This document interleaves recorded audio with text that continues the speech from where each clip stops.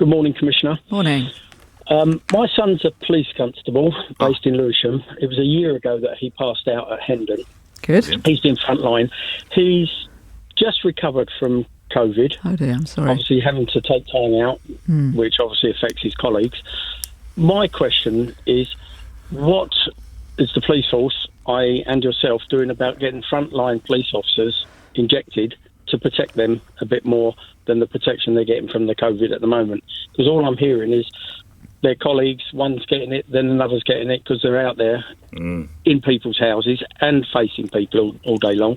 They are indeed. I'm only putting you on pause because I want to get the Commissioner. Do you think police officers should be promoted up the ranks or the tiers for vaccinations, Commissioner? That is what I've been asking for, and you asked what I've been doing, Anthony. I have been talking now with the government for many, many weeks. I've also spoken publicly about this last week.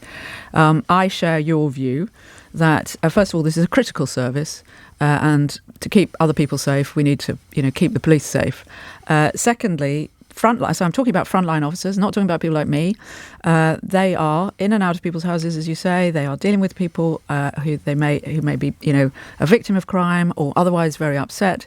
They're helping people who are sick on the street or collapsed behind locked doors, as we say. They are dealing with sometimes very aggressive people and arresting people. They have to get up close and personal. They don't have very long to risk assess all that or ask all the questions necessarily. And they certainly can't be dressed top to toe in heavy PPE.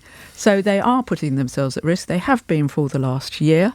We try to look after them as best we possibly can. As you say, some people, I'm very sorry to hear about your son, have had COVID. Some of them will have contracted that from the family, and some, I fear, may have contracted it at work.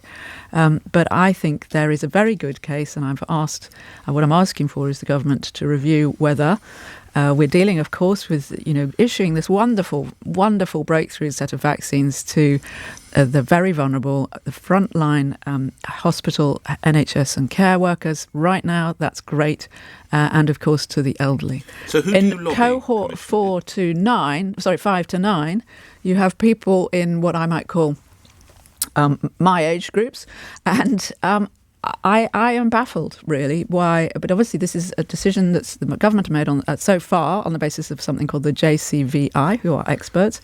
But in many other countries, police officers and law enforcement colleagues are being prioritised, and I want my officers to get the vaccination. Who do you lobby? Is it the Health Secretary you speak with about this? I have had many conversations with the Home Secretary, and I've also I'm not going to cut and dog who, but I have she is very supportive on this subject. Of course, everybody understands, and I understand, these are difficult decisions. Of course they are, but I think there's a very strong case for the frontline officer. But it is baffling to you. You use the word baffled, that other cops in other parts of the world are towards the front line, which I think makes perfect sense, but not in the United Kingdom. So I think where we are now is that we're getting some sort of warmer words that when we get to phase 2, Anthony, that it may be that police and other frontline workers will be at the beginning of that.